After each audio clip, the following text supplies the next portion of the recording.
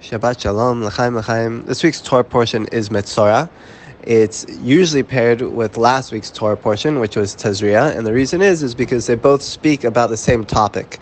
They focus on Tza'aras, the spiritual illness that is usually acquired by Lashon Hara or Gaiva, arrogance or ego. And the Torah portions have just highlighted the different requirements that are needed. So if a person is afflicted with Tza'aras, there's a whole special purification process. They must go to a Kohen, they must bring korbanot. And this week's Torah portion really highlighted a lot of those same ideas. What I found interesting when I was reading the Torah portion was one pasuk in chapter 14, verse 35, that said, something like a lesion has appeared on my house. Now, the reason, and Rashi brings this, that you could have a total Talmud Chacham. You can have a person that's very well learned and well versed in Torah, and he can look at his house and he can say, oh my gosh, I've got Tza'aras, I know exactly what this is. But the Torah comes and tells us that when he goes to the Kohen, he must tell him something like Tza'aras has appeared on my house. Why is this? Because it's up to the Kohen to do this. And by telling him something like Tza'aras has appeared, and not telling him, I could see the Tza'aras, I know by how it looks, I know by the diameter, I know by XYZ, you're giving him kavod, you're giving him the appropriate honor that the Hashem wants the Kohen to receive. And I found this to be such a beautiful idea. Oftentimes, we might know a topic more than others. We might know something better than other people. But it's no reason to let it go to our heads.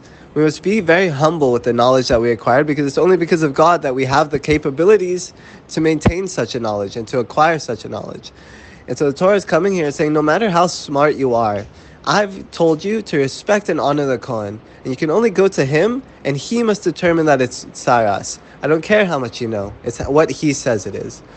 And I think this goes very well with the times we're in regarding Pesach.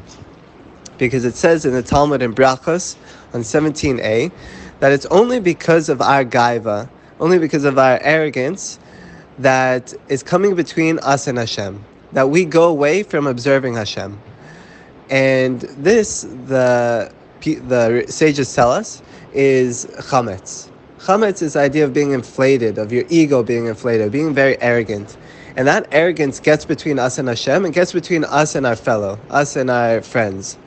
And so I think during these times when we have the parshiot of Tza'aras, Metzorah, and now we're coming to Pesach, the focus is really on humbling ourselves, very much in line with what I said last week with the Baal Shem Tov teaching. We must humble ourselves in our thoughts, in our speech, and our action. And the Torah teaches us that here. It taught us that last week because it's very important. And this is how we free ourselves. When we're able to humble ourselves, we're able to free ourselves and to really receive the Torah anew. So, Shabbat Shalom, we should merit to work on this avoda. It's not easy, it never is, but B'ezras Hashem will be matzliach. And with this work, we'll bring Mashiach. Shabbat Shalom.